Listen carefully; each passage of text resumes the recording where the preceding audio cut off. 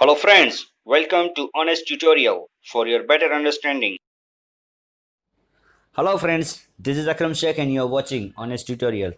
Friends, in today's video we are going to discuss about the identification of cash and credit transaction, and also we will discuss about the voucher, types of voucher and components of the voucher. So let's begin with the identification of cash and credit transaction. First of all, what is cash transaction? In this kind of transaction, there is an exchange through cash or bank.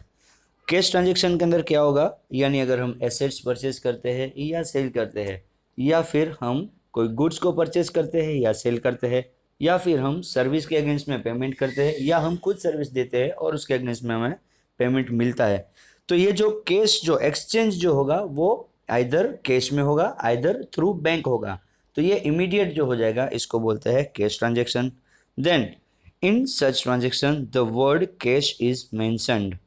ऐसा जो भी transaction होगा, यानी आपको जब question में अगर कोई ट्रांजेक्शन दिया गया है तो उसमें कैश वर्ड उसमें मेंशन किया होगा. If the word cash is not mentioned and the name of the person is not mentioned, then also it is treated as a cash transaction. इस चीज़ को और भी ध्यान से समझिएगा.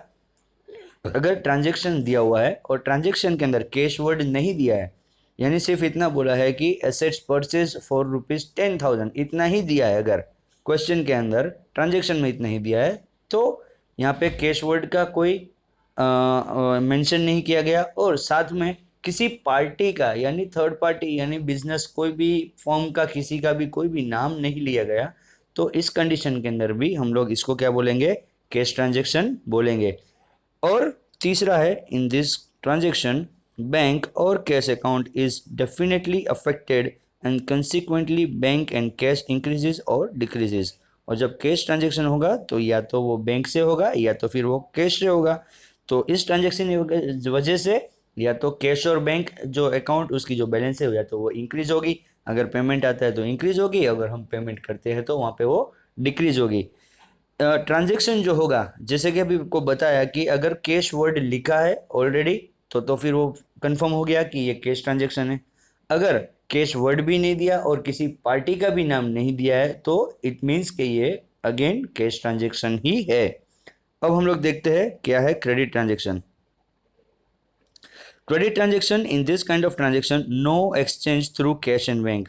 ऐसा ट्रांजेक्शन जब सिर्फ गुड्स या तो सर्विस या तो फिर हमारे एसेट, सिर्फ वही एक्सचेंज होती है, कैश या बैंक में से कोई बैलेंस एक्सचेंज उस वक्त नहीं होती है, इसको बोलते हैं credit transaction. There is emergence of the relation of debtors and creditor. और ऐसे ट्रांजेक्शन की वजह से डेटर्स और क्रेडिटर का रिलेशन क्रिएट होता है. Name of the person is mentioned, the word cash और बैंक इज नॉट मैंशनड. अगर ऐसा कोई ट्रांजेक्शन होगा तो यहाँ पे किसी व्यक्ति का नाम दिया होगा, जैसे कि एक एग्जांपल के तौर पे मैं आपको बताता हूँ, assets purchase from Ram furniture. तो क्या हुआ है, यहाँ पे दिया हुआ assets purchase of ₹10,000 from Ram furniture. तो एसेट्स परचेज की 10,000 रुपये की राम फर्नीचर के पास से, तो राम फर्नीचर का यहाँ पे नाम आ गया. ये एक पर्सनल जो एक बिजनेस की एक एंटिटी है उसको एक पर्सनल आर्टिफिशियल पर्सन बताया गया है. तो यहाँ पे राम फर्नीचर का नाम आ चुका है और यहाँ पे कोई कैश वर्ड नहीं दिया गया है, इसलिए ये क्या बन जाएगा हमारे लिए क्रेडिट ट्रांजेक्शन. देखिए किस तरह से आइडेंटिफाई करना है, जो ट्रांजेक्शन दिया होगा उसके ऊपर से हमें आइडेंटिफाई भी करना है कि वो कैश है या क्रेडिट है. तो उसको कैसे आइडेंटिफाई करेंगे, अगर कैश वर्ड दिया है तो वो कैश हो गया, कैश और किसी पार्टी का नाम नहीं दिया है तो भी वो कैश हो गया. अब यहाँ पे सिर्फ पार्टी का नाम दिया है और कैश वर्ड का मेंशन नहीं किया गया है, इट मीन्स के यहाँ पे क्रेडिट वर्ड भी नहीं दिया गया. अभी जो मैंने एग्जांपल जो बोला कि assets purchase of ₹10,000 from Ram furniture, तो यहाँ पे पार्टी का नाम दिया गया है लेकिन कैश मेंशन नहीं किया, क्रेडिट वर्ड भी नहीं आया, लेकिन फिर भी ये कैसा ट्रांजेक्शन होगा, ये क्रेडिट ट्रांजेक्शन होगा. And then if definitely affects the account of a person. और क्रेडिट ट्रांजेक्शन जो होगा वो किसी पर्सन के अकाउंट को वो अफेक्ट करेगा. सामने क्या है कि हमें कैश तो नहीं आ रहा, तो फिर वो कैश नहीं आ रहा तो फिर वो ट्रांजेक्शन में कौन होगा, कोई और पार्टी इन्वॉल्व हो गई ना. अगर हम गुड्स को अगर हम लोग कैश में अगर हम लोग एक्सचेंज करते हैं या एसेट्स को एक्सचेंज करते हैं या सर्विस हमारी एक्सचेंज होती है तो वहाँ पे कैश आ जाता है, तो गुड्स के सामने कैश आ जाता है. लेकिन ये कंडीशन में, क्रेडिट कंडीशन में क्या होगा, क्रेडिट कंडीशन में गुड्स एक्सचेंज होगा और सामने किसी पार्टी से हमें पैसा लेना है तो सामने क्या होएगा, पार्टी का नाम आ जाएगा, यानी किसी व्यक्ति का या बिजनेस फर्म या तो यूनिट का नाम होगा। तो जो ट्रांजेक्शन जो हमें आइडेंटिफाई करने हैं उसके लिए फिर से मैं आपको थोड़ा एक समरी के तौर पे आपको बता देता हूँ। अगर ट्रांजेक्शन दिया है, ट्रांजेक्शन में कैश वर्ड दिया है, इट मीन्स कि वो कैश ट्रांजेक्शन है। ट्रांजेक्शन में अगर क्रेडिट वर्ड दिया हुआ है, मेंशन किया है, इट मीन्स कि वो क्रेडिट ट्रांजेक्शन है। ट्रांजेक्शन में कैश और क्रेडिट दोनों में से कुछ भी नहीं दिया है और किसी पार्टी का भी नाम नहीं दिया है, इट मीन्स वो कैश ट्रांजेक्शन है। ट्रांजेक्शन के अंदर अमाउंट दी है और पार्टी का नाम दिया है, कैश और क्रेडिट वर्ड नहीं दिया, then it means it is a credit transaction. जहाँ पे कैश वर्ड नहीं है और पार्टी का नाम दिया है, इट मीन्स कि वो क्रेडिट ट्रांजेक्शन हो जाएगा। तो ये जो मैंने अभी आपको जो 4 फंडे बताए कि किस तरह से ये आइडेंटिफाई करना है, इसको आप लोग अच्छी तरह से अपने दिमाग में इसको बिठा दीजिए। अब हम लोग एक्सरसाइज के थ्रू हम लोग यहाँ पे देखते हैं कि ये ट्रांजेक्शन्स किस तरह से कौन सा आइडेंटिफाई करेंगे हम लोग कि कौन सा कैश ट्रांजेक्शन है और कौन सा क्रेडिट ट्रांजेक्शन है। Describe whether the following transactions are cash और credit and explain the reason for it.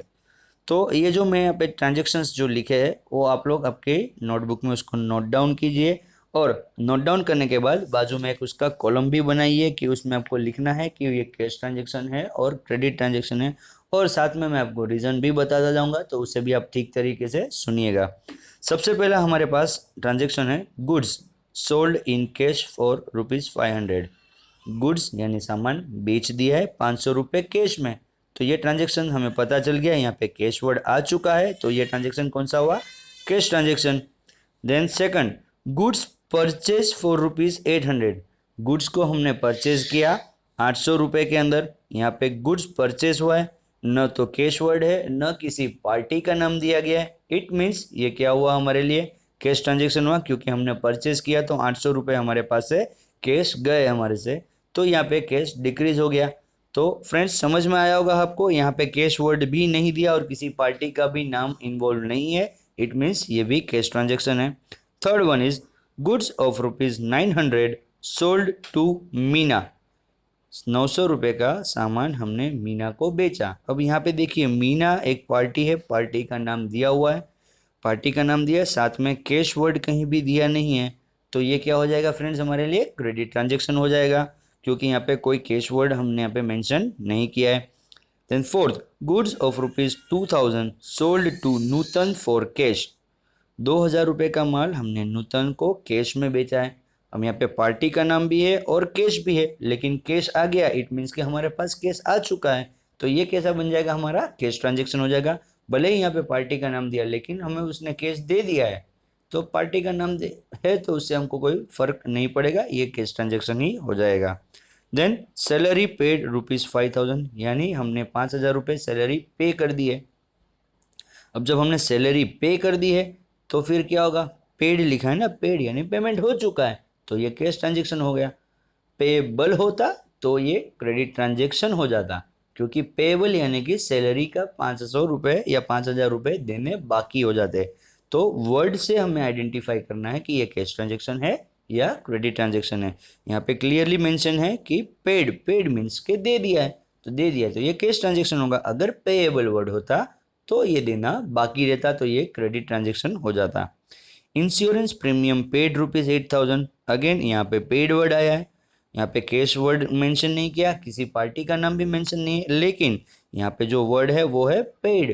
Paid यानी इट मीन्स के हमने यहाँ पे उसको पेमेंट कर दिया है, तो ये अगेन क्या बन गया हमारे लिए, कैश ट्रांजेक्शन बन गया।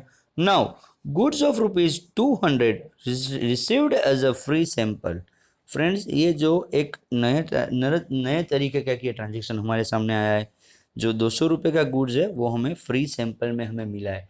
अगर हम किसी को फ्री सैंपल में अगर हम गुड्स देते हैं तो ये हमारे लिए इकोनॉमिक ट्रांजेक्शन होगा, लेकिन इस चीज़ को नोट डाउन कीजिए, अच्छी तरह से याद भी रखिएगा हमेशा कि जब हम किसी को अगर सैंपल देते हैं तो वो गुड्स हमने परचेज किया होगा और बाद में हमने उसको सैंपल में दिया है, तो ये इकोनॉमिकल ट्रांजेक्शन होगा। लेकिन ये क्वेश्चन में यहाँ पे हमें जो दिया गया है वो क्या दिया, हमें गुड्स हमें 200 रुपये का सैंपल में मिला है, तो हमें जब चीज़ कोई फ्री में मिल रही है तो ये इकोनॉमिक ट्रांजेक्शन नहीं है। ये कैसा ट्रांजेक्शन होगा? नॉन इकोनॉमिकल ट्रांजेक्शन होगा, क्योंकि यहाँ पे हमें गुड्स मिला है लेकिन उसके अगेंस्ट में हमें अभी भी पैसा नहीं देना है और बाद में भी पैसा नहीं देना, क्योंकि ये हमें फ्री में मिली है। तो जो चीज़ फ्री में मिली है हमें, उसको क्या बोलेंगे हम लोग बोलेंगे नॉन इकोनॉमिक ट्रांजेक्शन। लेकिन यस, अगर हम किसी को अगर सैंपल में अगर हम लोग गुड्स देते हैं, फ्री सैंपल अगर किसी को देते हैं, तो it will be A economical transaction, क्योंकि यहाँ पे हम जो गुड्स दे रहे हैं वो हमने कभी ना कभी उसको परचेज किया होगा, हमने हमारी बुक्स ऑफ अकाउंट में हमने उसको मेंशन किया होगा। तो अब यहाँ पे हमारा गुड्स डिक्रीज हो रहा है, तो इसे हम लोग मेंशन करना पड़ेगा, चाहे भले ही हम उसको सैंपल के तौर पे दे, उसका भले हमें तुरंत पैसा नहीं भी मिलने वाला, फ्यूचर में भी पैसा नहीं मिलने वाला, लेकिन हमने उसका पेमेंट एक बार किया था, इसीलिए सैंपल अगर हम देते हैं तो वो इकोनॉमिकल ट्रांजेक्शन है, और अगर हमें कोई सैंपल देता है फ्री में तो वो हमारे लिए नॉन इकोनॉमिकल ट्रांजेक्शन बन जाएगा। Now next is furniture of ₹5,000 purchased from Shreeji furniture. 5,000 रुपये का फर्नीचर खरीदा श्रीजी फर्नीचर के पास है। यहाँ पे पार्टी का नाम दिया हुआ है श्रीजी फर्नीचर, और कहीं भी कैश वर्ड नहीं मेंशन किया गया है। That means it is a credit transaction, क्योंकि कैश वर्ड दिया हुआ नहीं है, क्रेडिट नहीं लिखा तो भी हमें समझ में आ जाएगा कि श्रीजी फर्नीचर से लिया है और हमने उसका पेमेंट नहीं किया है। यहाँ पे सिर्फ परचेज लिखा है, पेड नहीं लिखा है, इट मीन्स अभी देना बाकी है, तो ये क्रेडिट ट्रांजेक्शन हो गया। ₹3,000 paid to Shah agency for advertisement. यहाँ पे भले ही शाह एजेंसी का नाम दिया हुआ है, लेकिन यहाँ पे हमने वर्ड दिया है पेड, यानी हमने उसको पेमेंट कर दिया है। यहाँ पे कैश वर्ड भी नहीं दिया, शाह एजेंसी का भी नाम है, लेकिन पेड वर्ड है। पेड वर्ड का मतलब हमें क्या होगा कि हमने उसका पेमेंट कर दिया है, तो ये कैश ट्रांजेक्शन हो गया। Commission received ₹3,200। अब कमीशन रिसीव्ड यानी आ चुका है, तो ये भी हमारे लिए क्या बन जाएगा? कैश ट्रांजेक्शन बन जाएगा, क्योंकि यहाँ पे हमें कुछ लेना बाकी नहीं है। फिर उसके बाद है goods of ₹5,000 purchase for cash, payment is made by cheque. 5,000 रुपये का गुड्स हमने परचेज किया कैश में, और उसका पेमेंट जो हम कर रहे हैं उसको हम लोग बैंक से यानी कि चेक के द्वारा हम लोग उसका पेमेंट कर रहे हैं। तो चाहे हम चेक से पेमेंट करें चाहे हम रोकड़े में पेमेंट करें, ये हमारे लिए क्या बन जाएगा? कैश ट्रांजेक्शन हो जाएगा। उसके बाद है हमारे पास goods of ₹6,000 sold, payment is received by cheque. तो 6,000 रुपये का माल बेचा हमने और उसका जो पेमेंट है वो हमें चेक के द्वारा मिल चुका है, तो ये भी हमारे लिए कैश ट्रांजेक्शन हो जाएगा। Then rent received by cheque ₹500। तो यहाँ पे चेक के द्वारा हमें रेंट मिल चुका है, तो ये क्या बन जाएगा? Cash transaction. Then telephone bill of ₹700 paid by cheque. 700 रुपये का टेलीफोन का बिल हमने पे कर दिया है, तो पे कर दिया है, इट मीन्स कि ये कैश ट्रांजेक्शन हो जाएगा। A cheque of ₹3,000 issued to Laxmiben for her dues. एक 3,000 रुपये का चेक इश्यू करना यानी कि देना, तो हमने 3,000 रुपये का चेक लक्ष्मीबेन को दिया फॉर हर ड्यूज। उसके जो बाकी पैसे हमारे पास निकलते थे, यानी वो हमसे जो पैसे मांग रहे थे, वो हमने उसको 3,000 रुपये उसके ड्यू के पेमेंट हमने कर दिया। तो अब यहाँ पे पेमेंट कर दिया हमने, चेक इश्यू कर दिया, तो चेक इश्यू कर दिया, it means it is a cash transaction. तो उम्मीद करता हूँ फ्रेंड्स आपको ये कैश ट्रांजेक्शन और क्रेडिट ट्रांजेक्शन किस तरह से आइडेंटिफाई करना ये आपको समझ में आ गया होगा। फ्रेंड्स, हमें economical, non economical, cash transaction, credit transaction अगर ये आइडेंटिफाई करना आता है तो हम आगे के अकाउंट्स के अनदर स्टेप्स जो है वो हम आसानी से इसको समझ सकते हैं। ये कंसेप्ट अगर हमारा क्लियर है तो हम हमारे आगे के कंसेप्ट जो उसको हम लोग अच्छी तरह से समझ सकते हैं। तो अब हम लोग देखते हैं फ्रेंड्स, इसके बाद जो हमारा नेक्स्ट टॉपिक हम लोग कवर कर रहे हैं आज वो है वाउचर। वाउचर जो है फ्रेंड्स वो एक पिलर की तरह होता है, बराबर है, क्योंकि वाउचर के ऊपर से ही हम लोग हर चीज़ को आइडेंटिफाई कर सकते हैं कि ये इकोनॉमिकल है या नॉन इकोनॉमिकल है, ये कैश ट्रांजेक्शन है या नॉन कैश ट्रांजेक्शन है, यानी ये क्रेडिट ट्रांजेक्शन है या कैश ट्रांजेक्शन है, वो हम किसके बेस पे आइडेंटिफाई कर सकते हैं? वाउचर को देख के ही हमें पता चलेगा। तो वाउचर भी हम ही को बनाना है, तो जब भी हम कोई अगर ट्रांजेक्शन करते हैं तो हमें बहुत केयरफुली वाउचर को बनाना है। The pillar of accounting is voucher, first step to write account is vouchers. अगर हमें बनाना है, बुक्स ऑफ अकाउंट हमें लिखनी है, तो सबसे पहला जो स्टेप है वो है वाउचर, जो हमने हमारे एक वीडियो के अंदर हमने उसको ऑलरेडी डिस्कस कर चुके हैं। Voucher is a written document for the business transaction. The nature of the transaction is determined through the voucher. Voucher एक लिखा हुआ बिजनेस का एक ट्रांजेक्शन का एक रिटर्न प्रूफ है और उसी के बेस के ऊपर हम लोग डिटरमाइन कर सकते हैं, आइडेंटिफाई कर सकते हैं कि ये किस तरह का ट्रांजेक्शन हुआ है। Purchase transaction, sales transaction, bank transaction, expense transaction, income transaction, asset transaction, payable transaction etcetera, this types are determined on the basis of the voucher. यानी जो भी ट्रांजेक्शन्स के टाइप मैंने अभी पढ़े, इस सारे ट्रांजेक्शन्स को हम लोग वाउचर के ऊपर से हम लोग इसको आइडेंटिफाई कर सकते हैं। Voucher is used as return and authentic evidence, और वाउचर को हम लोग हमेशा एविडेंस यानी एज अ प्रूफ इसको हम लोग इस्तेमाल कर सकते हैं। For which two parties transactions is made, where one party is voucher giver and another party is the voucher receiver और acceptor। यहाँ पे वाउचर के बेस के ऊपर इसको हम लोग एक प्रूफ की तरह हम इसको इस्तेमाल कर सकते हैं और इसे हमें दो पार्टी कौन कौन है वो भी हमें आइडेंटिफाई करेंगे कि कौन वाउचर बनाने वाला कौन है और कौन उसको एक्सेप्ट करने वाला है। यानी बनाने वाला कौन होगा, हमेशा वाउचर बनेगा कौन, जो माल बेच रहा है वो वाउचर बनेगा और जो माल खरीद रहा है वो वाउचर को एक्सेप्ट करेगा। The same voucher has different purpose for both the parties, और वही वाउचर दोनों पार्टी के लिए उसका पर्पज चेंज हो जाएगा, क्योंकि बेचने वाले के लिए सेल्स वाउचर हो जाएगा और खरीदने वाले के लिए वो वाउचर क्या हो जाएगा, परचेज वाउचर बन जाएगा। After recognising the nature of the transaction are recorded in the books of the business as per the applicable rules of the accounting. और फिर ये वाउचर के बेस के ऊपर जब हम आइडेंटिफाई कर लेंगे तो फिर वो आइडेंटिफिकेशन करने के बाद फिर हम उसको बुक्स ऑफ अकाउंट में मेंशन करेंगे, लेकिन जो अकाउंट्स के जो रूल है उसके मुताबिक हम लोग वहाँ पे उसको मेंशन करेंगे। अब अकाउंटिंग के क्या रूल्स है वो हम हमारे नेक्स्ट वीडियो के अंदर हम लोग कवर करेंगे। अभी हम लोग जो करेंगे वो टाइप्स ऑफ वाउचर यहाँ पे हम लोग डिस्कस करते हैं। सबसे पहले है सेल्स बिल। सेल्स बिल यानी क्या, voucher of sale of goods. जो सेल्स बिल है यानी क्या बोला जाएगा, जो वाउचर जो बन रहा है, जो माल बेचा गया उसका जो वाउचर बना है उसे बोलते हैं sales bill. Purchase bill, voucher of purchase of the goods, यानी जो माल खरीदा गया उसका जो वाउचर होता है उसे बोलते हैं परचेस बिल। अब सेल्स बिल जो है वो जो बेचने वाला है उसने सेल्स बिल बनाया और जिसने खरीदा अब वो बिल उसके पास चला जाएगा। तो जब उसके पास चला गया खरीदने वाले के पास, तो उसे बिल बनाने की जरूरत नहीं है, जो सेल्स वाले ने जो बिल दिया था वही उसके लिए वो परचेज बिल बन जाएगा। Then credit note, note for sales return. ये क्रेडिट नोट क्या होती है, सेल्स रिटर्न। अगर मैंने किसी को माल बेचा है और वो पार्टी मुझे वो गुड्स मुझे वापस करती है, सेल्स रिटर्न कर देती है, यानी मैंने जो सेल्स किया था उसमें से वो मुझे माल परत यानी वापस कर देता है, तो वो साथ में एक नोट भी भेजेगा, यानी कि क्रेडिट नोट लिख के भेजेगा कि भाई मैंने आपसे इतना माल खरीदा था, उसमें से मैं इतना माल आपको वापस करता हूँ। तो ये इसको बोलेंगे क्रेडिट नोट। तो क्रेडिट नोट यानी क्या होती है, सेल्स रिटर्न की जो नोट है उसको क्रेडिट नोट बोलेंगे। और डेबिट नोट है तो ये डेबिट नोट होगी, not for the purchase return.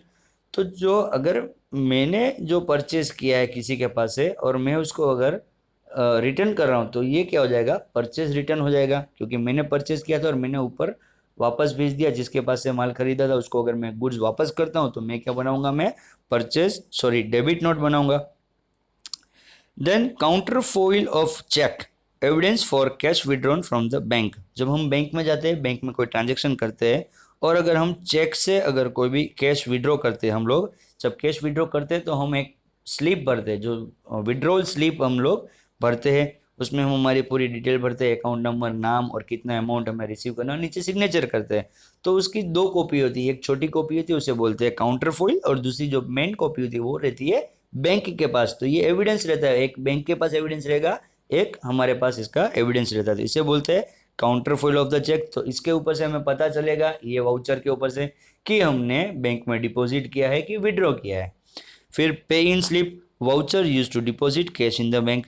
जब हम बैंक में जाते हैं डिपॉजिट करने के लिए तो वहाँ पे एक पे इन स्लिप होती है। वो पे इन स्लिप में भी अगेन सेम दो टाइप के उसमें पार्ट्स होते हैं, एक पार्ट होता है वो बैंक रखती है, दूसरा जो पार्ट होता है वो हमारे पास रहता है। तो ये जो हमारे पास जो पार्ट रहता है, जो उसका पे इन स्लिप का जो काउंटर फॉइल है, उससे हमें आइडेंटिफाई करेंगे कि हमने कितना रुपए कौन सी तारीख को कौन से दिन हमने वहाँ पे ऐसा कितना जमा किया।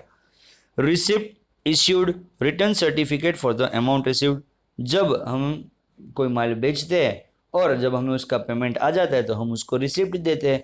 जैसे कि अगर हम कोई स्कूल में पढ़ते हैं तो हमारी जो फीस जब हम भरते हैं तो स्कूल वाले हमें अगेंस्ट में क्या देते हैं, एक रिसिप्ट देते हैं। तो वो रिसिप्ट यानी कि पेमेंट मिल गया उसकी एक रिसिप्ट देते हैं। तो रिसिप्ट इश्यूड, जो बिजनेस जो कर रहा है, जो बेच रहा है, वो रिसिप्ट इश्यूड करेगा। Receipt received, return certificate for the amount paid, जिसने अमाउंट पेड किया उसको जो रिसिप्ट मिलेगी उसे बोलेंगे रिसिप्ट रिसीव्ड। तो स्कूल वाले ने जब हमको स्टूडेंट्स को जो रिसिप्ट दिए तो स्टूडेंट के लिए वो क्या बन गया, रिसिप्ट रिसीव्ड बन गया। और स्कूल ने जिसने ये रिसिप्ट बनाई है उसके लिए क्या बन जाएगा, ये रिसिप्ट इश्यूड बन जाएगा। Then another one more type of voucher is the expense bills. Expense bills यानी कि हम बिजनेस को डे टू डे रन करने के लिए जितने भी छोटे बड़े खर्चे करते हैं, तो सभी जितने भी खर्चे हम लोग बिजनेस के रिलेटेड करते हैं वो सब चीज़ को हमें मेंशन करना है, क्योंकि ये बिजनेस के सारे ट्रांजेक्शन से, बिजनेस से जुड़े हुए, बिजनेस के रिलेटेड ट्रांजेक्शन है। तो जितने भी ट्रांजेक्शन हम लोग कर रहे हैं वो सारे ट्रांजेक्शन्स का हमें, सारे एक्सपेंस का हमें वाउचर बनाना है। तो हमें पता चलेगा कि ये हमने खर्च जो किया है वो कौन सी चीज़ पे हमने खर्च किया है। बिजनेस कर रहे हैं तो स्टेशनरी का खर्च होता है, फिर कुछ चाय पानी का भी खर्चा होता है, रिफ्रेशमेंट का खर्चा होता है, और लाइट का बिल हम लोग भरते हैं तो इलेक्ट्रिसिटी बिल का जो, तो ये जिस तरह का एक्सपेंस का हम लोग पेमेंट कर रहे हैं वो हर एक्सपेंस का हमें एक वाउचर बनाना है। अगर हमने हमारे एम्प्लॉय को सैलरी दी तो सैलरी का भी हमें एक वाउचर बनाना है, तो उससे पता चलेगा, ये सारे वाउचर्स के बेस के ऊपर हमें पता चलेगा कि हमने कौन कौन सी चीज़ के ऊपर कितना कितना एक्सपेंस किया है। इलेक्ट्रिसिटी का बिल भरा है तो उसका वाउचर से हमें पता चलेगा कि ये इलेक्ट्रिसिटी का बिल भरा था। अगर सैलरी दी है तो वाउचर देखा तो पता चलेगा कि इससे हमने सैलरी का पेमेंट किया है। तो on the basis of the voucher we can identify that which type of the transaction was happened. तो ये सब होते हैं types of voucher. Now we will discuss about the components of the vouchers. ये हमने एक वीडियो के अंदर ऑलरेडी हम इस चीज़ को डिस्कस कर चुके हैं, लेकिन फिर से यहाँ पे हम लोग इसको कर लेते हैं, यहाँ पे इन्वॉल्व कर लेते हैं। कंपोनेंट्स ऑफ वाउचर्स यानी कौन कौन सी चीज़ वाउचर के अंदर लिखी जाती है। तो सबसे पहले है name and address of the voucher issuer. यानी अगर मेरी कोई शॉप है तो मैं एक बिल बुक बनाऊंगा, तो बिल बुक बनाऊंगा तो सबसे पहले ऊपर मेन हेडिंग में क्या होगा, मेरी शॉप का नाम और मेरा एड्रेस होगा। तो जो वाउचर इश्यू करने वाला है उसका नाम और एड्रेस दिया होगा। फिर name and address of the voucher receiver. फिर हम लोग उसके अंदर लिखते हैं भाई किसके नाम का बिल बनाना है, तो जो खरीदने वाला है उसका, यानी कि जो रिसीवर है, जो खरीद रहा है वो रिसीवर है, उसके नाम की एक वहाँ पे लाइन बनी होगी, वहाँ पे लिखा होगा रिसीवर, या तो फिर किसके नाम का बन रहा है उसका वाउचर का, वाउचर के अंदर वहाँ पे उसका नाम लिखा जाएगा। फिर आएगा date.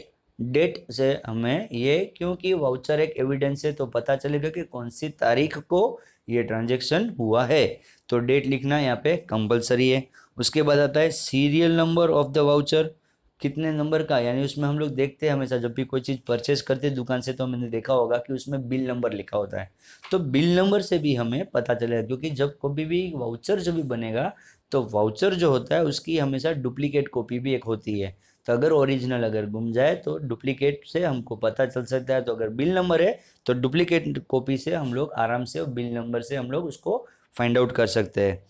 Amount in figures and words, कभी भी हम लोग ट्रांजेक्शन करें, चाहे वो बैंक में हो चाहे वो हम लोग कोई सेल्स या परचेज करें, हमेशा चीज़ का ध्यान रखना, बीइंग ए कॉमर्स स्टूडेंट हमारी ये रिस्पॉन्सिबिलिटी है कि हम आगे कोई भी फील्ड में जाए, लेकिन हमें ये पता होना चाहिए कि जब भी हम लोग ट्रांजेक्शन करते हैं तो जो अमाउंट लिखी जाती है उसे हमें हमेशा वर्ड्स और फिगर्स दोनों में लिखना है। अगर 10,000 है तो वर्ड्स में लिखा, वर्ड्स में भी हमें लिखना है TENTHOUSAND 1000, ऐसा लिखना कंपलसरी है। ये इसलिए ज़रूरी है क्योंकि अगर कोई भी अगर प्रॉब्लम हो सकता है तो 10,000 के पीछे एक जीरो कोई भी लगा सकता है, तो 10,000 का वो 1 लाख भी हो सकता है। तो अगर हमने वर्ड्स में लिखा है और फिगर्स में दोनों में लिखा है तो वर्ड्स में वो 10,000 को 1 लाख कन्वर्ट करना मुश्किल हो जाएगा। इसीलिए हमेशा जब भी कोई भी ट्रांजेक्शन होता है तो उसको वर्ड्स और फिगर्स दोनों में लिखा जाए।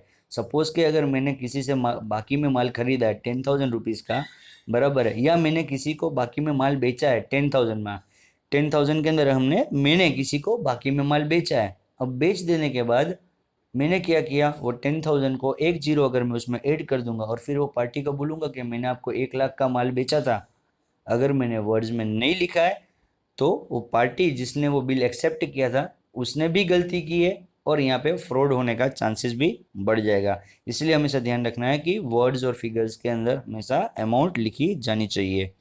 फिर आएगा signature of the bill prepare, जो बिल बना रहा है वो अपने नीचे साइन करेगा, वेन एवर नेसेसरी, जब भी जरूरत है तो वो वहाँ पे साइन करेगा। फिर signature of the bill receivable, अगर ये ट्रांजेक्शन अगर क्रेडिट में हो रहा है, कैश में होगा तो बिल रिसीवर की बिल जो रिसीवर जो है उसकी साइन की कोई ज़रूरत नहीं है, लेकिन अगर क्रेडिट में हो रहा है तो फिर यहाँ पे यस उसकी साइन की रिक्वायरमेंट है, क्योंकि क्रेडिट में हो रहा है तो उसकी साइन प्रूफ बताएगी कि हाँ भाई ये इसका पेमेंट बाकी है और तुमने ये बिल मेरे पास से लिया है, ये गुड्स या ये सर्विस या ये सेट तुमने मेरे पास से ली है। टाइप ऑफ वाउचर, वाउचर के प्रकार, इससे हमको पता भी चलेगा। Other details, each voucher differs from other in certain context, thus other details differ from each other. जो हर प्रकार के वाउचर है, अभी जैसा बिजनेस होगा उसके प्रकार का वाउचर बनेगा।